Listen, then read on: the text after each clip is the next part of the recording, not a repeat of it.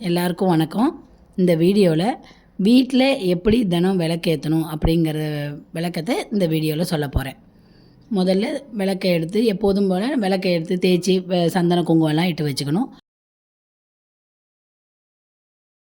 விளக்கை வெறுமனே தரையில் வைக்கக்கூடாது. அதுக்கு ஒரு சின்ன தட்டு எடுத்துக்கணும். என்கிட்ட ஒரு சின்ன பித்தளை தட்டு இருக்குது. சில்வர் தட்டில் வைக்கக்கூடாது, பித்தளை தட்டில் தான் வைக்கணும். எடுத்துருக்கிற தட்டுக்கும் சந்தன குங்குமம் வச்சு வைக்கணும்.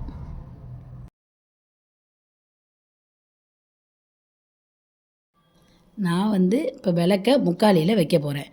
இந்த முக்காலியில் வைக்கிறதுனால அதுக்கு சந்தன குங்குமம் வச்சு வைக்க போகிறேன். நீ விளக்க முக்காலியில் தான் வைக்கணும்னு அவசியம் இல்லை. உங்களுக்கு விருப்பப்பட்டால் இந்த தட்டில் கூட வச்சுக்கலாம். என்கிட்ட இந்த முக்காலி இருக்கிறதுனால அதுக்கு சந்தன குங்குமம் வச்சு இப்போ விளக்கேற்ற போகிறேன்.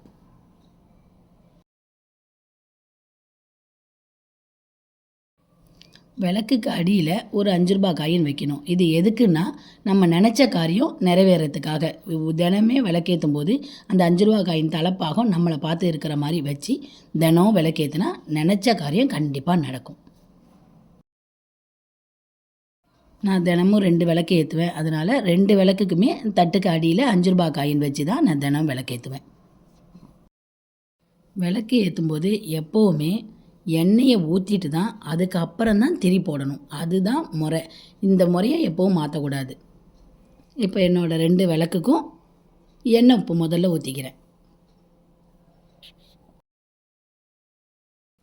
எண்ணெய் ஊற்றினதுக்கப்புறம் விளக்கு ஏற்ற உகந்தது பஞ்சு திரி. அந்த பஞ்சு திரியை என்னோடய 2 விளக்குக்கும் இப்போ போடுறேன்.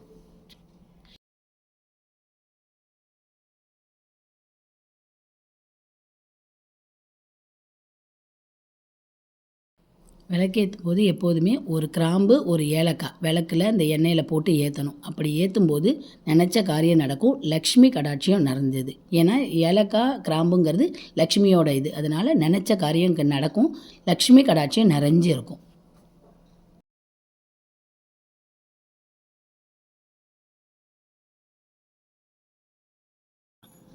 இந்த 5 ரூபா காயினை மாற்றணும்னு அவசியம் இல்லை. அடியில் எப்போ வேணாலும் இருக்கலாம். ஏலக்காய் கிராம்பை மட்டும் நீங்கள் விளக்கு தேய்க்கும் போது அப்போ எடுத்து போட்டுட்டு அப்புறம் மறுதடவை விளக்கேற்றும் போது புதுசாக எடுத்து போட்டு ஏற்றிக்கலாம். இப்படி தான் தினம் நான் விளக்கேற்றி வழிபடுறேன்.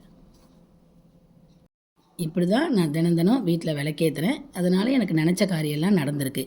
இதே மாதிரி நீங்களும் இந்த மாதிரி விளக்கேற்றுனீங்கன்னா நீங்கள் நினச்ச காரியம் கண்டிப்பாக நடக்கும். எல்லாருக்கும் நன்றி.